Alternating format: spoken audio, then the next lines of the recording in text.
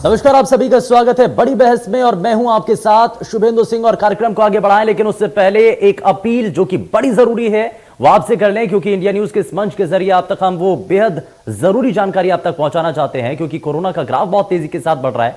इसलिए आपको social distancing का पालन जरूर करना चाहिए, आपको मास्क का इस्तेमाल करना चाहिए, यानी कि कोविड प्रोटोकॉल का आप पालन जरूर करें। लेकिन आज जिस बड़े मुद्दे के साथ हम आपके सामने हाजिर हैं, जरा उसके बारे में आपको बताएं, क्योंकि बीते समय में एक वीडियो बहुत तेजी के साथ वायरल होता है और मशहूर हेयर स्टाइलिश जावेद हबीब के एक सेमिनार में महिला के बालों में थूकने का एक वीडियो सामने आता है।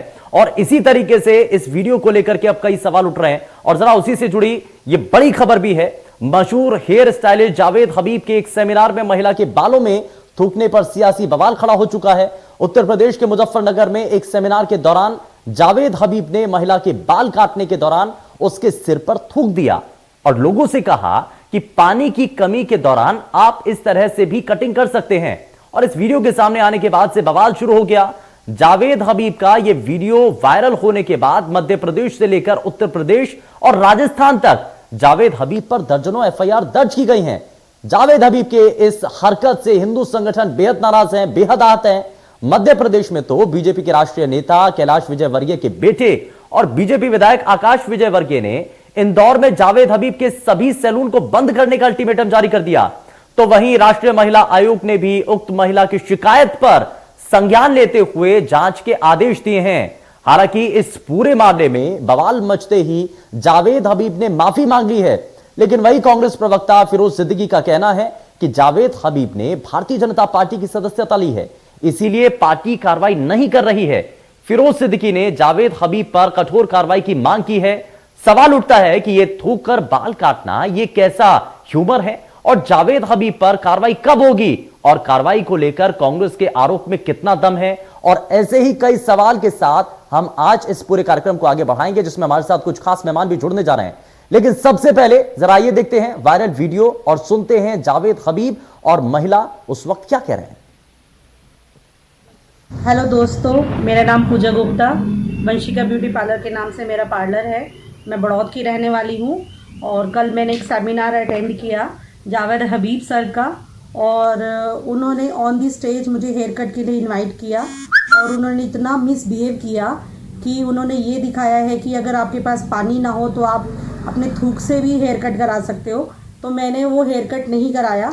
मैं अपने गली के नुक्कड़ के नाई से बाल कटवा लूँगी, पर कभी जावेद हबीब से बाल नहीं कटवा। मेरे सेमिनार में हुए कुछ वर्ड को लेकर कुछ लोगों को कुछ ठेस पहुंची है। एक ही बात बोलना चाहूंगा, हमारे जो सेमिनार होते हैं ना, ये प्रोफेशनल सेमिनार है। मतलब जो लोग हमारे प्रोफेशन के अंदर काम करते हैं, और हमारे लंबे शो होते हैं, और मतलब लंबे शो जब होते हैं तो हमें थोड़ा इसको ह्यूमरस बनाना पड़ता है। बट क्या बोलूं, एक ही बात बोलता हूं, दिल से बोलता हूं। अगर आपको सच्ची में ठेस पहुंचे, हर्ट हुए हैं, माफ करो ना, सॉरी, दिल से माफी मांगता हूं।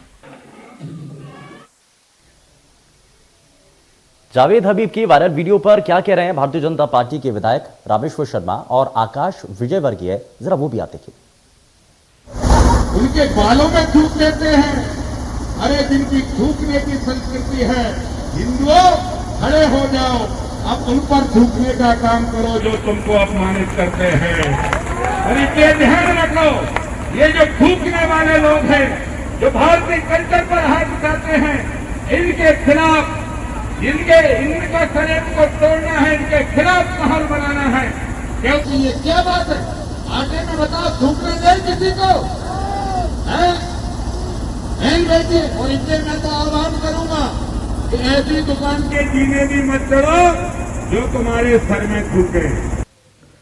नमस्कार, ये वीडियो इंदौर के सभी जिम्मेदार प्रशासनिक अधिकारियों के लिए है। Collector Shri Manish Singh ji, commissioner Shrimati Pratibha Pal ji, police commissioner Shri Harinarayan Chari Mishra ji, Manish Kapuria जी एवं सभी जिम्मेदार अधिकारियों के लिए है। हाल ही में हम एक वीडियो देख रहे हैं जिसमें हेयर स्टाइलिस्ट जावेद हबीब ने एक महिला पूजा गुप्ता जी को मंच पर आमंत्रित किया और हेयर स्टाइलिंग करते वक्त उनके सर पर थूका। मैं इसका बहुत दिल की गहराइयों से विरोध करता हूं और आप सबसे निवेदन करता हूं कि इंदौर में, कम से कम इंदौर में, इसके जावेद हबीब के कुछ सैलून्स चल रहे हैं, एक ट्रेनिंग सेंटर भी चलाता है ये, ऐसी मुझे जानकारी आई है। मेरा आपसे निवेदन है कि 48 घंटे के अंदर इसके नाम से चल रहे सभी संस्थानों को बंद किया जाए। हम इंदौर में इसके संस्थान नहीं चलने देंगे।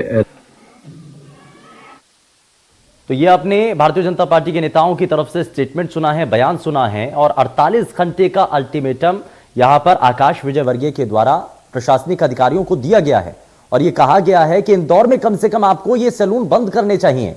लेकिन वहीं दूसरी तरफ रामेश्वर शर्मा का जो स्टेटमेंट है, जो बयान है, वो भी आपने सुना।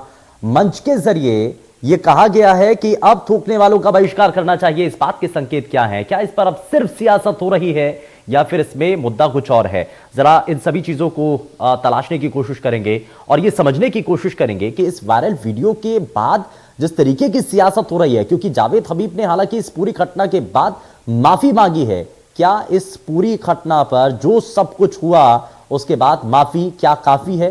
सवाल यही से बनता है। और जरा इसीलिए कार्यक्रम को आगे बढ़ाते हैं और हमारे साथ खास मेहमान कार्यक्रम में जुड़ चुके हैं। जरा सबसे पहले आपको उनसे मिलवा देते हैं। हमारे साथ भारतीय जनता पार्टी से प्रवक्ता डॉक्टर दुर्गेश कसवानी हमारे साथ कार्यक्रम में जुड़ चुके हैं। बहुत स्वागत है आपका कार्यक्रम में। और कांग्रेस पार्टी से प्रवक्ता अनिमोल सूरी हमारे साथ कार्यक्रम में जुड़ चुके हैं। अनिमोल सूरी जी, बहुत स्वागत है आपका कार्यक्रम में। लेकिन शुरुआत में दुर्गेश केसवानी जी, सर आपसे ही करना चाह रहा हूं। सवाल यह है कि भारतीय जनता पार्टी के विधायक रामेश्वर शर्मा और आकाश विजयवर्गीय की तरफ से जो अल्टीमेटम दिया गया, आकाश विजयवर्गीय कहते हैं कि कम से कम इंदौर के अंदर तो जावेद हबीब के जो सैलून हैं उनको बंद कर देना चाहिए। यह अल्टीमेटम उन्होंने 48 घंटे का दिया है। वहीं रामेश्वर शर्मा की तरफ से कह दिया जाता है कि ये जो सब कुछ चीजें हो रही है ना, ये बर्दाश्त के बाहर हैं। क्या वाकई में ये सब कुछ नियमों के तहत है? और चलिए मैं जरा आपसे रिएक्शन लूं, लेकिन उससे पहले कांग्रेस पार्टी के नेताओं का इस पूरे मामले को लेकर के क्या कहना है, क्योंकि इस पर सवाल कई और भी खड़े हो रहे हैं। जरा आप बयान सुनिए, उसके बाद हम चर्चा को आगे बढ़ाएंगे। करने की जगह भारतीय जनता पार्टी राजनीति कर रही है। इससे ये प्रतीत होता है, चूंकि जावेद हबीब जो है एक भाजपा नेता हैं, उन्होंने मोदी और शाह के सामने सदस्यता भारतीय जनता पार्टी की ग्रहण की है, इसलिए इस तरीके की बयानबाजी करके, राजनीति करके भारतीय जनता पार्टी तो बीजेपी की सदस्यता ले रखी है जावेद हबीब ने, इसी वजह से एक्शन नहीं हो रहा है। और इसी सवाल के साथ में जरा शुरुआत कर लेता हूं। दुर्गेश जी, जवाब दीजिए, भारतीय जनता पार्टी के सदस्य के ऊपर कार्रवाई नहीं होगी क्या? यह आरोप है कांग्रेस पार्टी के नेता का। देखिए शिवेंद्र जी, कानून से बढ़कर कोई नहीं होता है। फिर वो चाहे कार्यकर्ता हो, चाहे सदस्य हो, चाहे कोई भी हो, कानून अपना काम करता है। पर जिस तरह से जावेद हबीब जैसे जो सैलून चलाते हैं, जो हेयर कट करते हैं, उनके द्वारा जो ये कृत्य किया गया है, इसको मेरे को लगता है कि क्षमा योग्य कृत्य नहीं है। क्योंकि आप देखेंगे कि पूरे देश से इस तरह की भावनाएं बाहर निकल के आ रही हैं कि कैसे एक जो हेयर कटिंग करने वाला आदमी, एक महिला जो मीडिया के समक्ष जो वीडियो जिसके रिकॉर्डिंग हो रहे हैं उस पर वो थूक कर बताता है। कहीं ना कहीं मुझे लगता है कि ये निश्चित सी भावनाओं से खेलने वाला वो है और इस तरह के जो कृत्य होते हैं कभी। भारतीय जनता पार्टी के विधायक रामेश्वर शर्मा ये कहते हैं कि जो उनको थूक करके ही जवाब देना चाहिए, ऐसे थूकने वालों का बहिष्कार होना चाहिए। अगर जो जावेद हबीब ने किया वो गलत है तो रामेश्वर शर्मा क्या कह रहे हैं फिर? नहीं, निश्चित रूप से वो जो कह रहे हैं मैं उसी बात पे आ गया जो आप पूछना चाह रहे हैं। ये एक मुहावरे होते हैं, अगर मैं आपके ऊपर थूकता हूं तो ये मुहावरे के रूप में है। उन्होंने कहा है कि जो आप पे थूकता है, जो अगर आप पे इस तरह के कृत्य करता है तो उस पे वो मुहावरे एक हम लोग सामान्य भाषा में किसी जनप्रतिनिधि को शोभा देता है क्या? जी, जनप्रतिनिधि को शोभा देता है क्या? अगर जनप्रतिनिधि, जनता क्योंकि फॉलो करती है ना आपको, देखिए अगर कोई विधायक, इलाके का विधायक अगर इस तरीके के स्टेटमेंट देता है तो क्या ये गलत नहीं मानेंगे आप?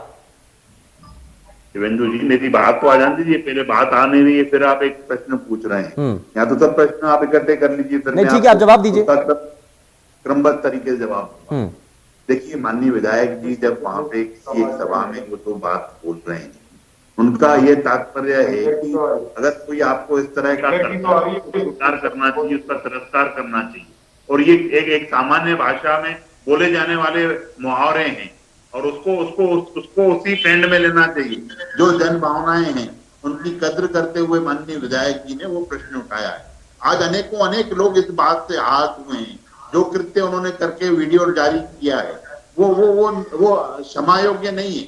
और इससे पूर्व में भी वो एक बार ऐसे हरकत कर चुके थे। पूर्व में भी एक वीडियो इनका ऐसी टाइप का वायरल हुआ था। तो मुझे लगता है कि जो जिस प्रोफेशन में है, जो काम करता है, उसको उन सब चीजों को क्यों, और मुझे लगता है कि एक ही विशेष वर्ग क्यों निकल के सामने आता है। जब भावनाओं को ठेस पहुंचाने की बात हो तो ये वर्ग ठेस पहुंचाने की बात करता है। दूसरे ये विषय हेल्थ प्रोफेशन वाले, तो ये मेरा सीधा ये मानना है कि हिंदुओं की भावनाओं को जो टेकन एज ग्रांटेड लिया जाता है वो न लें। क्योंकि हमारे समाज को अगर आप इस तरह से वो करके दिखाएंगे तो उसको जनता भी अच्छा नहीं मानती और जन भावनाओं की सबको कदर करना चाहिए। अभी आपकी रिपोर्ट में बताया कि महिला आयोग ने इसको संज्ञान में लिया है, निश्चित ही उस पर कार्रवाई होगी। नहीं, उस पर संस्थाएं काम करें, ठीक है ना, लेकिन अगर विधायक आकर के सवाल उठाने लगते हैं, इस तरीके की भाषा का इस्तेमाल करने लगते हैं, और दूसरी तरफ एक और विधायक आकाश विजयवर्गीय ये कहते हैं कि 48 घंटे का अल्टीमेटम है, आपको सभी सैलून बंद कर देने होंगे, ये क्या सही है? कॉमन बोलचाल में मुहावरों का प्रयोग किया जाता है, हाँ। वो है ये। नहीं, आकाश विजयवर्गीय ये 48 घंटे का अल्टीमेटम देते हैं, सभी शोरूम और सभी जो उनकी दुकानें हैं उनको बंद करने के लिए अल्टीमेटम दिया जाता है अधिकारियों को। ये वो अपने एक वीडियो में जब ये कहते हैं तो क्या ये सही है? देखिए, संवैधानिक पद पर हैं माननीय विधायक जी हैं वो, और वो अपने लोकतांत्रिक तरीकों का उपयोग करें। अल्टीमेटम इन द सेंस कि उन चीजों को प्रशासन की नॉलेज में लाएंगे। फिर जो लोकतांत्रिक तरीके होते हैं, हो सकता है वो ज्ञापन दें, हो सकता है वहां पे प्रदर्शन करें, हाँ। वो उस चीज को माना जाता है। कहीं इन चीजों को अन्यथा नहीं लेना चाहिए, मेरा मानना है, क्योंकि ये भावनाओं से खिलवाड़ करने वाला विषय है। शिवेंदु जी, अगर कोई जनमानस अगर एक विशेष सिर्फ एक वर्ग को लेकर टारगेट कर कोई ये इस टाइप की बातें करेगा तो वो क्षमा योग्य नहीं है। ठीक है, अनिमोल सूरी जी जरा इस पर रिएक्ट कीजिए। यहां पर जिस तरीके के दोनों विधायकों की तरफ से जो बयान आते हैं, एक अल्टीमेटम दे देते हैं और ये कह देते हैं कि आपको थूकने वालों का बहिष्कार कर देना चाहिए। अब यहां पर प्रवक्ता साहब ये डिफेंड करते हुए नजर आ रहे हैं, वो ये कह रहे हैं कि ये तो सिर्फ एक मुहावरे हैं, ये तो शब्द ऐसे हैं जो आम बोलचाल की भाषा में इस्तेमाल किए जाते हैं। मेरा तो सवाल यह है कि जनप्रतिनिधियों को क्या ऐसी भाषा शोभा देती है? अनिमोल सूरी जी, सिंह साहब, दुर्गेश केसवानी जी की विवशता को मैं समझता हूँ कि जब उनकी पार्टी के विधायक इस तरह की अपवित्र भाषा का इस्तेमाल करेंगे तो कहीं ना कहीं वो अपना काम बखूबी निभाने का प्रयास कर रहे हैं, पर जनता बहुत अच्छे से जानती है। आप एक बात समझिए, जावेद हबीब कौन है? जावेद हबीब एक हेयर ड्रेसर है, जावेद हबीब मुसलमान है और जावेद हबीब भारतीय जनता पार्टी का नेता है। 3 चीजें हैं जावेद हबीब के पास। एक, हेयर ड्रेसर ने गलती की। भारतीय जनता पार्टी का क्या दायित्व बनता है? उनके विधायक इतनी बड़ी बड़ी बातें कर रहे हैं। सबसे पहले अगर जयप्रकाश नड्डा साहब के दिल को ठेस पहुंची कि एक महिला के साथ में इतनी अभद्रता उन्होंने की, तो उनको अभी तक पार्टी से निष्कासित क्यों नहीं किया गया? क्यों पहला काम उन्हें करना चाहिए था भारतीय जनता पार्टी से निष्कासन का करना चाहिए था? क्यों भारतीय जनता पार्टी के किसी नेता ने, प्रदेश अध्यक्ष ने या राष्ट्रीय अध्यक्ष ने ये बात कही नहीं राष्ट्रीय अध्यक्ष ने और ये काम को नहीं किया गया? ये जवाब दे दुर्गेश केसवानी जी।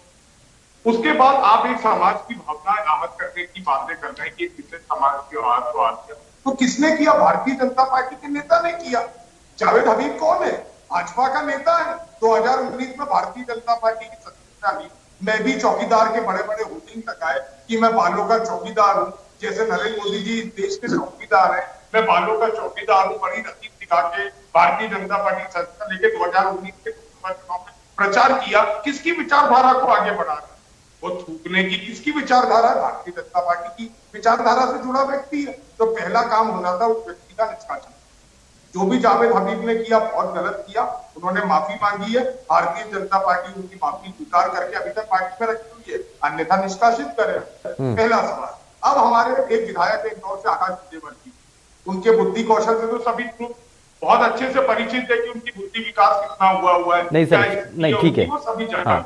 कल तो श्रीमान जी ने फटाफट वीडियो निकाल दिया, अल्टीमेटम दे दिया प्रशासन को, जब तक उनको जानकारी ही नहीं थी कि जावेद हबीब भारतीय जनता पार्टी, उसके बाद चुपचाप बैठ गए, क्योंकि उनकी रीति और नीति जो संस्कार उन्हें मिले वो तोड़ के मिले, हिंसा के मिले हैं। उनके पास यही है कि धमकी दो, पल्ला कांड के आरोपी रहे, जिसकी मोदी जी ने खुद उनकी निंदा की थी, खुले मन से मोदी जी ने आकाश विजयवर्गीय जी की निंदा करने का कार्य किया था। तो उनकी सोच वैसी है, उनको कोई ज्ञापन नहीं देना, भय और वातावरण का पूरा वातावरण निर्मित करना इंदौर में, विधानसभा में विधायक रहते कोई कार्य तो कर नहीं पाए, किसी भी तरह से हिंदी मुस्लिम का काम करना। और दूसरा काम, यही काम भोपाल में कौन करते हैं? आदरणीय रामेश्वर शर्मा जी। अरे आप आपकी पार्टी का नेता किसी महिला पे थूकने का कार्य करता है, अब आप उसके समाज पे आ जाते हैं, सबसे पहले उसे भारतीय जनता पार्टी को निष्कासित करें। और इस तरह की अभद्र भाषा जो रामेश्वर शर्मा ने इस्तेमाल की है, उस पर पुलिस क्या एक्शन ले रहा है, शासन क्या एक्शन ले रहा है, प्रशासन क्या एक्शन ले रहा है? आप जावेद हबीब को गाली ना देते हुए समाज को गाली दे रहे हैं, और जो आपकी पार्टी का नेता है, आप बार-बार हिंदू, ठीक है, जरा जवाब ले लेते हैं, दुर्गेश जी जरा जवाब दीजिए, दुर्गेश जी जरा जवाब दीजिए। सवाल तो ये है कि क्या, सबसे पहले तो मैं शुरुआत यहीं से कर रहा हूं, क्या जावेद हबीब जो कि कांग्रेस पार्टी के प्रवक्ता, इससे पहले भी एक नेता ये सवाल उठा रहे थे कि भारतीय जनता पार्टी वो ज्वाइन कर चुके थे, सदस्यता उन्होंने ग्रहण की हुई है, तो सबसे पहले तो ये बताइए कि बीजेपी से ही हैं, वो जुड़े हुए हैं, बीजेपी के वर्कर हैं वो? देखिए, वो वर्कर कहीं से लेकर कहीं तक नहीं है, जो ये कांग्रेस का जो षड्यंत्र करने वाले लोग हैं, सदस्यता ली है, ये पूर्व में ही निष्कासित हैं पार्टी से। जब पूर्व में जब इन्होंने हरकत की थी तब उनको निकाला गया था। और आज अमीनुल सूरी जी जो ये धार्मिक बातों की जो बात कर रहे हैं, मैं उनसे सिर्फ ये पूछना चाहता हूँ, जब इंदौर में चूड़ी कांड हुआ था, जो चूड़ी कांड वाला लड़का था, उनको कांग्रेस ने अधिवक्ता वगैरह सब मुहैया कराए थे, तो उन्होंने क्या कौम को देख के कराए थे या कांग्रेस भी था उसको देख के इन्होंने जो काम की थे उसके लिए? ये सिर्फ और सिर्फ भावनाएं भड़काने का काम करते हैं ये लोग।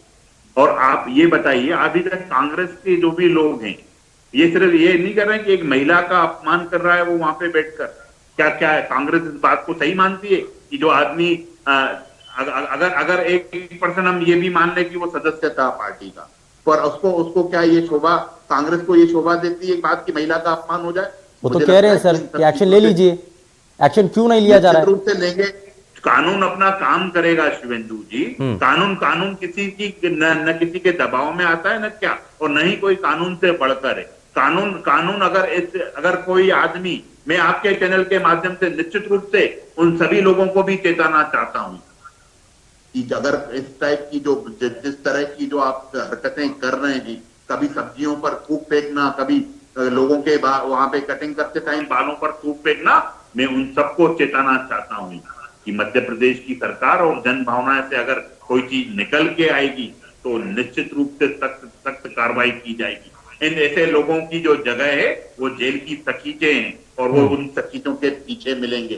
तो कोई भी आप रहिए, बिल्कुल अपने उसमें रहिए, मर्यादाओं में रहकर जो भी काम है वो करिए। अगर आप कुछ भी हटके करेंगे और किसी धर्म विशेष को अगर टारगेट करके करेंगे तो उसको बख्शा नहीं जाएगा। नहीं, आपको लगता है कि जानबूझ करके किया गया ये उस कॉन्फ्रेंस के अंदर ये जानबूझ कर किया गया था? जिस तरह से देश को पूर्ण तरह से वो कर रहे हैं, हाँ। वो जानबूझ के किया गया है, हाँ। एक विशेष वर्ग की भावनाओं को ठेस पहुंचाने के लिए किया गया है।